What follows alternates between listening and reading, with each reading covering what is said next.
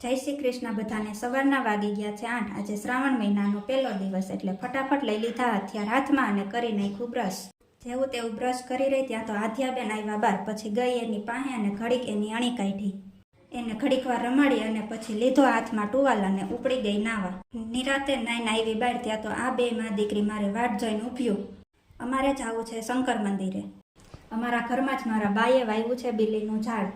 મારા બા તો વયા ગયા પણ આ ઝાડ રહી ગયું એટલે એમાંથી લઈ લીધા અમે થોડાક બીલીપત્ર। આણે લીધી હાથમાં ડીશ ને મેં લીધો પાણીનો કળશો અને તક કરતી પૂગી ગયું મંદિરે। ત્યાં જઈને મૂક્યું હંધોઈ મંદિરના ઓટલે। અમારે ફૂલ લેવાના બાકી હતા એટલે અમે ગયું કરેણના ફૂલ લેવા।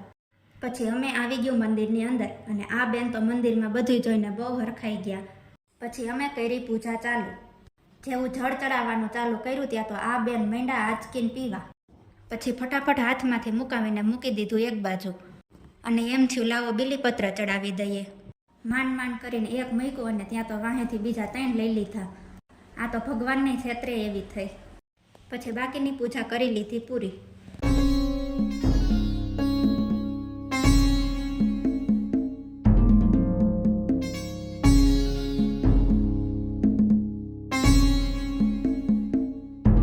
પૂજા કરીને બહાર નીકળ્યા ત્યાં તો અમારી નજર પડી આના ઉપર। અમે તો આને ડોસી કહી, તમે શું કહો ફટાફટ કોમેન્ટ કરીને જણાવી દો। હજી તો નકરી ડોસીઓ જોતા જ હતા ત્યાં બા લઈને આવ્યા પાંજરામાં પૂરેલો ઉંદેડો। આધ્યા ઘડીક ઉંદેડાને જોઈને રમી। ત્યાં આવી ગયો લારીવાળો, અમે લઈ લીધા કેળા લઈને આવી ગયા ઘરે અને પછી મેં બનાવ્યો ચા ને એમાં નાખ્યું દૂધ। ચા દૂધ બનાવીને મેં પી લીધું। આ છે મારો સવારનો નાસ્તો। નાસ્તા પાણી પતાવીને પછી મેં કર્યું ઘરનું બધું કામ। ઘરનું કામ તો કરવું પડે નકર હાંજે આવીને વાહો ફાડી નાખે। આજના મિની બ્લોગમાં એટલું જ, બસ હવે મળીશું કાલે। Thank you.